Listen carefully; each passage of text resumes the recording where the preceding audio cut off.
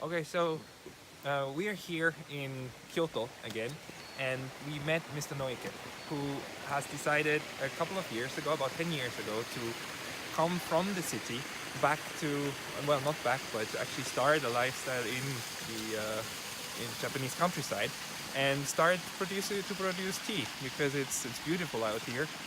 And he showed us his fields all around, which is actually surrounded by a forest. And there's an interesting story there.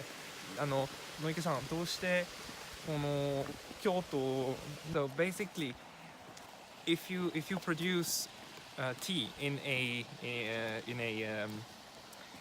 valley, then you have two things that are very good for tea leaves. One is that there's no constant light that falls on the tea leaves, and therefore the texture of them becomes something that is very positive for tea, and there's more sweetness because there's more shadow on them and less of this bitter taste is being produced. Secondly, there's kiri, there's the fog that covers tea leaves occasionally, and that is also positive for rather sweet taste of tea. So since old times, actually tea is made in these kind of valleys instead of large flat areas, although that's by now also a common method to create tea.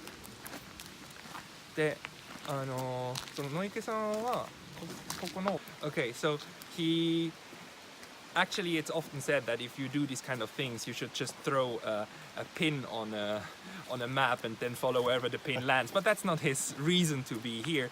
He was a university student when he came for the first time here, more by chance, in order to work on a farm, on a tea farm. And then he just liked it and decided to stay and worked as a part-time job with farmers, and then he's actually a farming spin-off of somebody else who worked here, with whom he worked before, and now he has his own land, about 1 hectare. He told me even before that he's working on only organically. そしてその未来としてはもっとな Okay, he doesn't necessarily want to produce more tea in the future on more fields, but rather stay small and produce good and tasty tea with what he's got at the moment. どうもありがとうございました。Dankeschön. Dankeschön. Dankeschön. Thank you very much.